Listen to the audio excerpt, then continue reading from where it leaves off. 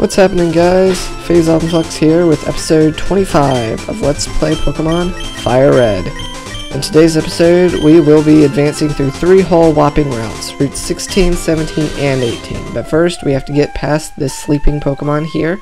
We're going to do so by utilizing the Pokéflute given to us by Mr. Fuji in Lavender Tower.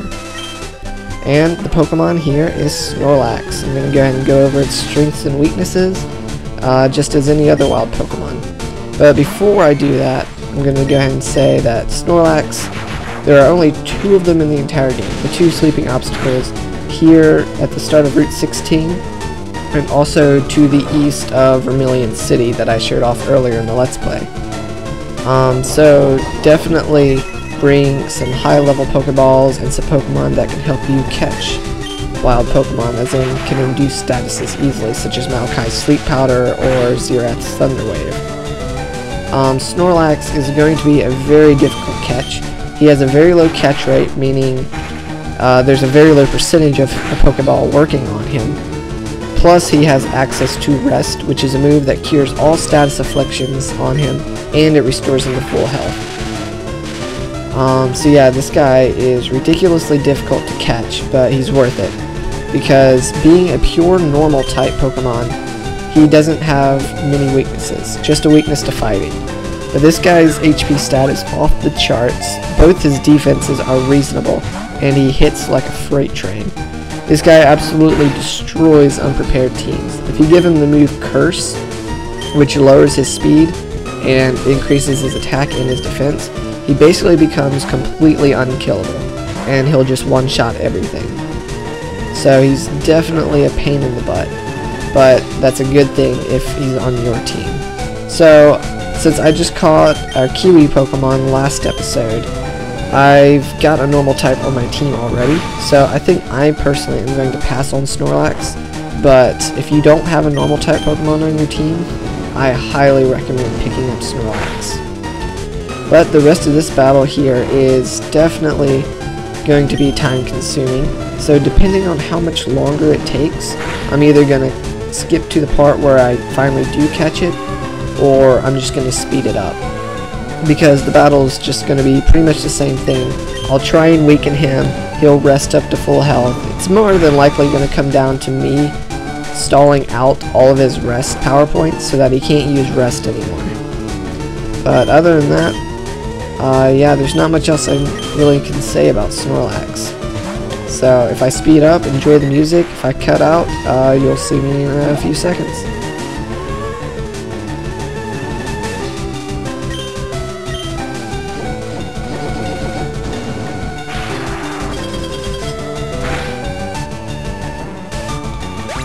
Or I could just kill him like that. I guess that works too.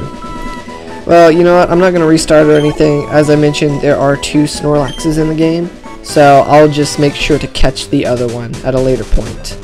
So actually, I'm going to heal up real quick as well. Alright guys, I'm back, and now we're safe to go into the guard tower here at Route 16. Going upstairs, and we find an NPC of a type that we haven't seen in a while. It's a Professor Oak aide. And if you have at least 40 species in your Pokedex, then he will give you the Held Item Amulet Coin, which doubles the amount of money that you earn during trainer battles and stuff like that. So it's definitely pretty handy, and I'm going to give it to my lead Pokemon, Valor, to give me more of an incentive to use her in the upcoming battles. So that's all that's in store for us here on the guard tower. But routes 16, 17, and 18 from here on out are... Wow, I totally walked into that guy's view. Excuse me for just a moment.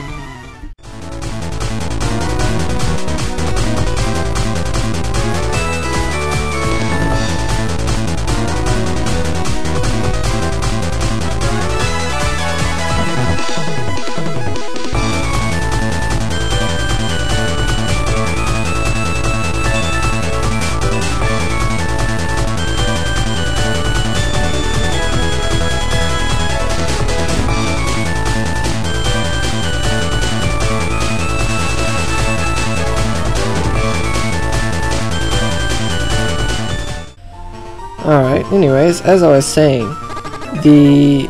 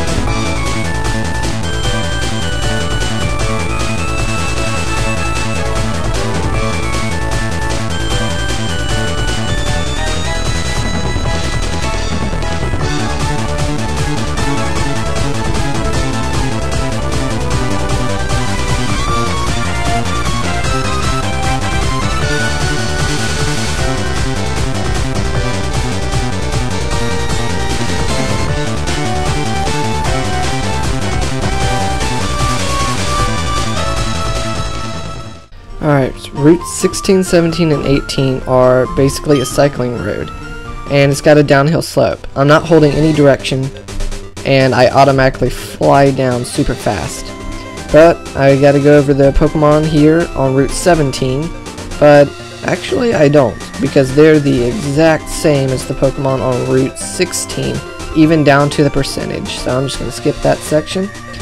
And so from here on out, the route divides into 3 different paths. West, center, and east is what I'll call them, because that kind of makes sense.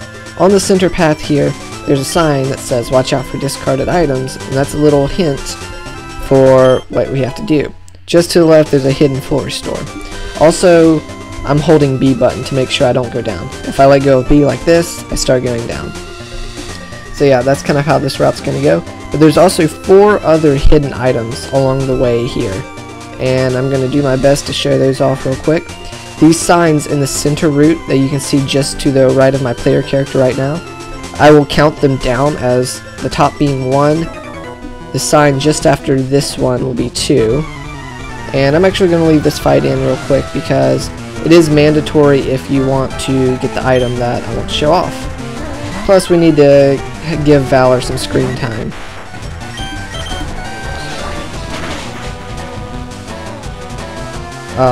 That critical hit wasn't even necessary. Valor is packing a lot of power already, even in her first stage. Well, if your first Mankey didn't do the job, what makes you think a second one will?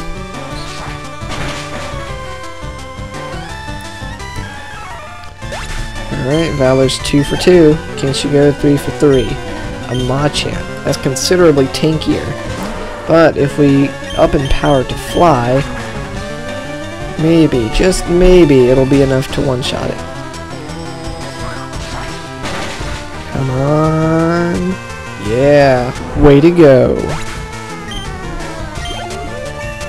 Man, that's enough to get a level. Machop, I'm actually going to swap to another Pokemon and give them the physical attack EVs that come from the Machop. Besides, Valor's already got a level off the fight, so let's let someone else shine for a bit. I should actually mention that Nami's going to be evolving soon. I want to evolve her around level 35, because at level 36, her evolutions gain a new move, and so I want to make sure that I don't miss that. So, Nami's going to evolve fairly soon, and as you'll see in just a second, we've got an evolution on our hands already.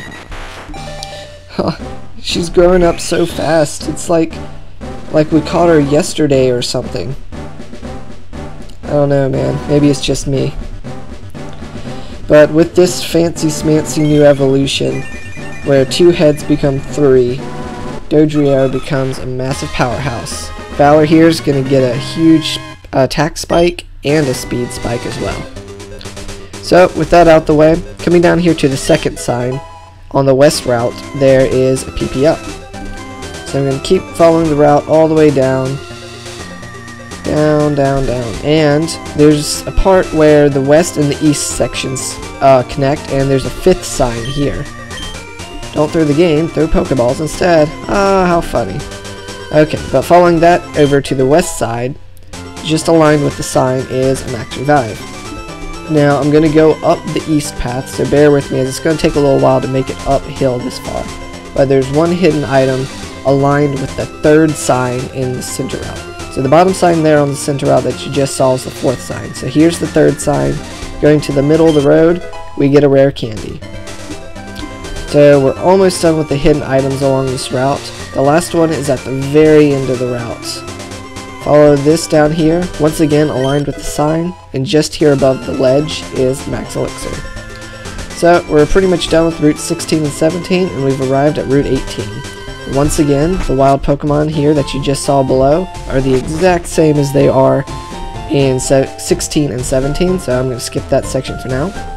Coming up to the guard tower in Route 18, there's an interesting NPC. If you're playing FireRed, he'll give you a Lickitung in exchange for a Golduck, and if you're playing Leaf Green, he'll make the same trade, but instead of a Golduck, he'll want a Slowbro.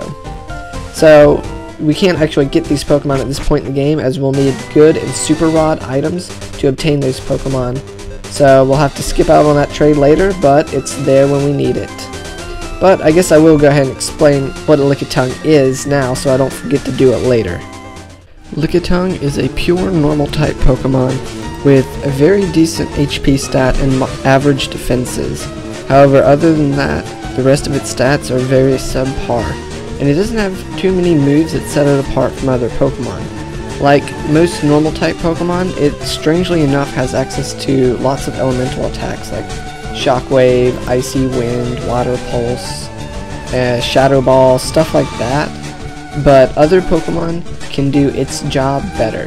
Basically, Lickitung can do stuff like Curse or Belly Drum, raising its attack and defenses, but at the same time, as I mentioned, other Pokemon do it better. One that immediately comes to mind is Snorlax, who I talked about just a few minutes ago. So, in my opinion, Lickitung is simply a Pokemon to complete the Pokedex. There's not really any point in using it in battle. Alright, hope that was a bit informative. But continuing on, we've finally made it to Fuchsia City. Now there's kind of a lot that we can do here in this brand new city, but I think we're drawing near the end of the episode, so before we get too out of hand, I think this is the best place to just go ahead and end the episode. So thank you all so much for watching, and join me next time as we explore the city of Fuchsia. You guys have a blessed day. See you then.